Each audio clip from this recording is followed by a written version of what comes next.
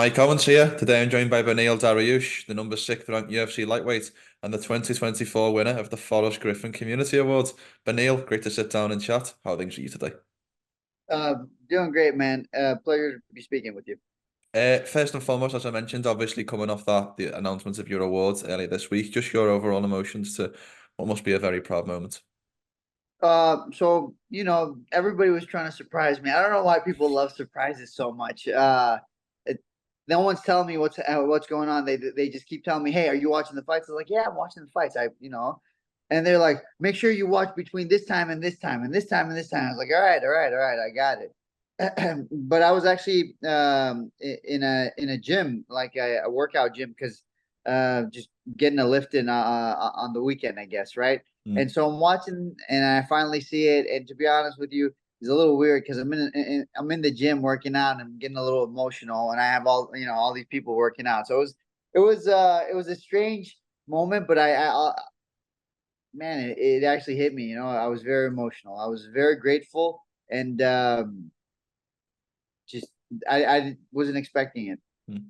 What was interesting was when you see community award of this given out, not just with the UFC, but just in general, it's generally for a singular act.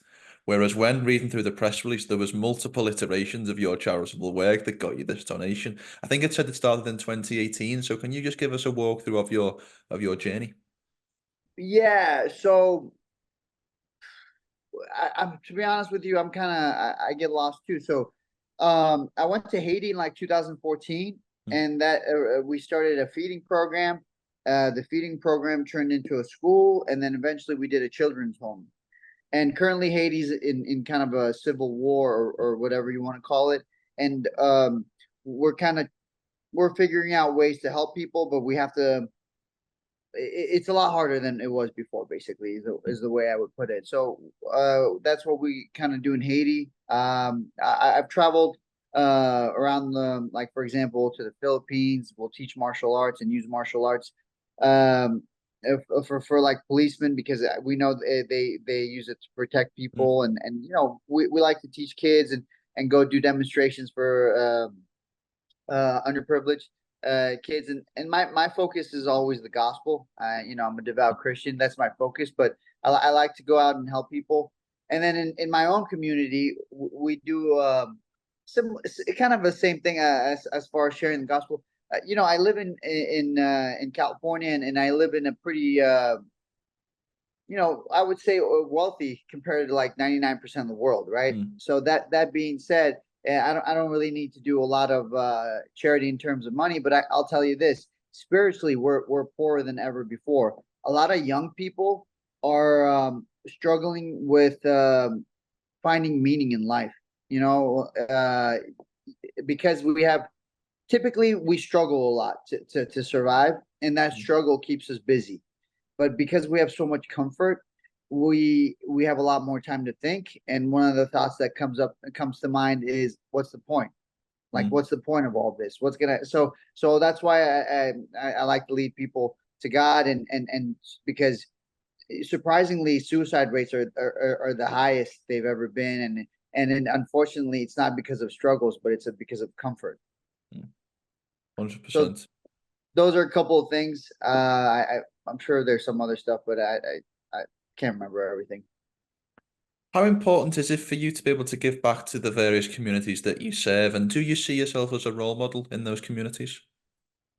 Role model, that's a tough one, because I know how I was as a kid. I know the mistakes I make even currently. So role model is a tough one. I always try to point people to Jesus, because I think he's the best role model. So instead of being, hey, like, I'm a good role model, be like, hey, that's the role Mm. model you wanna follow. So that's really more the way I look at it. Mm. And as far as giving back to the community, it goes like this: to whom much is given, much is required. 100%. I must get you about talking a little bit about your career. I'd be remiss if I didn't get some time with you and weren't Yeah, talking of about your course, of career. course. I know Um, I'm in a weird spot, but yeah, go ahead. no, of course. I just wanted to say, from an overall perspective, what's next for you? What would be the ideal next step in your opinion? So this month is the month where I finally put on some gloves and start sparring. Mm. So we'll see how this month goes and how I'm feeling, how my body's holding up, and then we'll call the UFC and schedule something. Well, I know Dan Hooker's been calling me. I know Moicano's been calling me, and all these fights are great. I got no problem fighting either one. Whoever the UFC tells me to fight, I'll fight him. But right now it's more about just me making sure I'm healthy enough to fight. Do you have a rough timeline? I mean, I know you're saying there about health. Health is, of course, most important, but if you had to kind of give me a rough date, when would you think would be a good time? For me, ideal date would have been like last yesterday Mm, is the way to explain it. But mm, I think we're really trying to aim for like some end of summer, mm, or early in winter or something like that. Uh, I'm pretty anxious to fight, to be honest with you. mm. I'm trying really hard to listen to all the people around me, but I'm pretty anxious to fight and excited to go back and fight. So that's the one thing I always tell people. When I retire, I'm gonna have to kill this competitor inside of me because he just doesn't want to go away. Mm. I presume you've kept abreast of the division. There's obviously been a lot of big fights. Dustin getting the win over BSD back in March, and then obviously Arman over Charles, and then of course the BMF with Max taking that strap. Who has impressed you most at 155? Um, Most impressive. That's so most impressive because there's a lot happening. I think Max Holloway really impressed me with the fact that he's not gone anymore. He is he's so tough. He's such a dog, and he stayed in the battle. And he was a champion as very young. Mm, And typically people like that they start to wear down and wear out and kind mm, of lose motivation. But he hasn't. He keeps doing his thing. He fights great. He looked great, and I don't think Justin Gaethje looked bad either. So that was very impressive. I would have to put him first. I would say Dustin Poirier's win over BSD was also pretty good because he was in trouble. He wasn't having a great first round, and I know he's great at rope-a-dope and kind of tiring out his opponent, but not to that degree. He's getting his butt kicked, and I think he would agree with that, right? mm. So that being said, the way he came back and was able to finish that fight in the second round, I think was very impressive. And I think Arman is just consistently getting better, and he's going to consistently do well. And he's a great competitor. We obviously see the title back in action, the UFC 302 with Islam defending against Dustin. Are you surprised that Poirier got that shot? Yeah, to be honest with you, I was. You could make a better case for guys like Gamrot. Mm, He's got a good wrestling pedigree. He's coming off some tough. He beat some tough guys. And Poirier's already had his title shot. That's why I think you can make a better case for Gamrot. But in terms of numbers, you can't argue Poirier. Poirier is a seller. mm. People love him. And he's a great guy. I get it. It's an easy sell. So I get it on the numbers. I think, but on paper though, I would have personally liked to see Gamrot go for that title. Islam has obviously done fantastic things over the last couple of years, becoming champion, and obviously the defenses against Volkanovski. It felt like when you were matched up against him, that felt like in a lot of fans' mind as the first real test of Makachev. So can I ask, has it been in any way frustrating seeing Islam as champion and obviously not getting that fight you originally had? Bro, the last like year and a half has been like frustration, and now I'm kind of obviously I coming back to back losses. I've been pretty down, and Mm, the just life. Let's just say life hit me hard last year, right? That being said, um, I still believe I'm capable. So there's hope there. And then finally, I've been in a position like this before. I want to say it was 2018. I got my butt whooped back to back, kind of the same situation, and I was able to build back and come back. And I believe, God put me in that situation so that I would be prepared to do it again if necessary. And here we are. Now I think the hill's even a little bit steeper and higher to climb because I'm a little bit older. So that being said, I'm pretty excited for the challenge, and very impressed with Makachev. Out of interest, you mentioned that kind of those losses back in 2018, as you mentioned. What were the steps that you put in place to go on that incredible win streak that you went on? And are any of those steps repeatable now, as you know, face this next part of your career? Hmm, I think one of them was being patient. Then, coming. I took a little bit of a while to come back. Another one was really learning to take care of my body, listen to my body. And Trying to think. It's been a while, 2018 specific stuff was just, yeah, patience was, I think, the biggest key. Being patient. I in the first year and a half in the UFC, I fought like almost 7 times. I want to say 7 times within a year and a half, or a little bit over a year and a half. And then things started going kind of up and down. And then I had the big down. And once I started getting patient, things got better. So I would say patience is probably the number one thing. Patience is interesting. It leads me into my next question because when you're on that incredible win streak, it felt like there became a kind of point where you were struggling to get those real top matchups. And suddenly now you lose a couple to the best guys in the world, and we hear Renato Moicano calling your name, Dan Hooker calling your name. I don't think he's called your name, but I heard somebody link your name with Paddy Pimblett a couple of days ago. So my question Oh, is there any frustration seeing that change from almost being the boogeyman that nobody wants to fight to now the guy that the young guns are calling out? I don't know if there's frustration in that. My frustration is the fact that I don't get to fight the best guys. That's literally all Mm, I ever wanted to do. I mm. I, I was here. I wanted to do this to fight the best guys, and then once I'm done, be out. Like, if no one remembers me, that's okay. I'm not. I don't care what people think. That being said, there's definitely a frustration knowing that it's going to be a lot harder right now to get a top 5 guy, basically, even though I'm number 6. Of those names, those realistic, and I say this, and I know it's difficult because you don't have a timeline for your return, but is there an ideal opponent that you look at and go that one would make sense for me? I think all of them make sense. Clearly, I'm not going to get somebody ahead of me, and so most likely it's going to be someone behind me, right? So I Mm. think Dan Hooker, Moicano, I guess Paddy, if that's the case, Paddy makes sense. Actually, I don't know about Paddy. I don't know if he's even Yeah, ranked, I was but going to ask that. He's not ranked. He's probably going to fight on that July card in Manchester. I don't think that would work timeline wise. no. But I'll say this about Paddy. I think with if he listens to his coaches with the right direction, I think he could be he could be great. I think the issue with Patty would be right now is, look how he's so famous now. Like, he has so many eyes on him, and you can get distracted. So I think the biggest challenge for Patty isn't the training, isn't the fighting. I think it's keeping focus. If he can pull that off, I think everything will fall into place. Your response has been a segue perfectly into my next question because that was where I wanted to take this conversation. This is obviously our first conversation, but you've always had this extreme degree of humility, and you've always been a role model in many ways to a lot of guys in terms of how to keep that humble approach. I have an anticipation when I ask this question that you will say it's your faith. But what is it that keeps you so humble?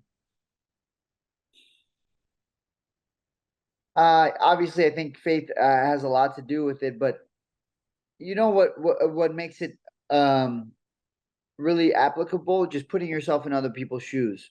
Mm, Like, you I look at Patty. It would be so easy for me to talk crap to him because, just he is. But mm. at the same time, I also have to recognize, like, look how many eyes he has on him, how much pressure he has on him, what he has to go through. So when I do that, it's a lot easier to be like, okay, I understand why he does some of the things he does. I don't agree with it, but I understand.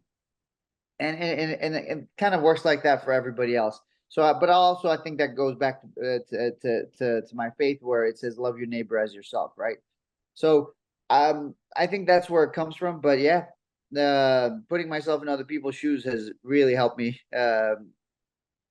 look at people differently. I love that. I love that. I want to get your thoughts on Max Holloway's last second KO over Justin Gaethje at UFC 300. There's been a lot of debate. Is it the greatest KO in UFC history? So my question to you is, give me your list, hopefully in order, of your top 5 KOs in MMA. Oh man, it sucks because like the ones that I can like right off the bat think of, they're both my friends. Kamaru got knocked out by Leon at Mm, last second, and so did Justin. So but they're incredible KOs. mm, They're up there, you know.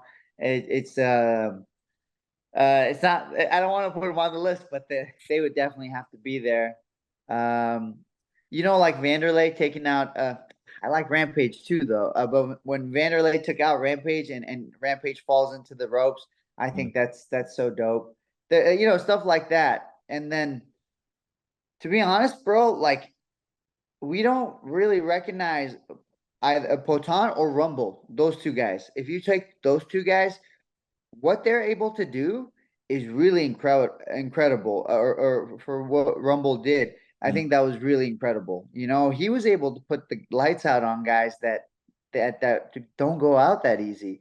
Like Gustafson doesn't go out that easy. Like it's not like common at that point in his career that he was just getting knocked out left and right, right?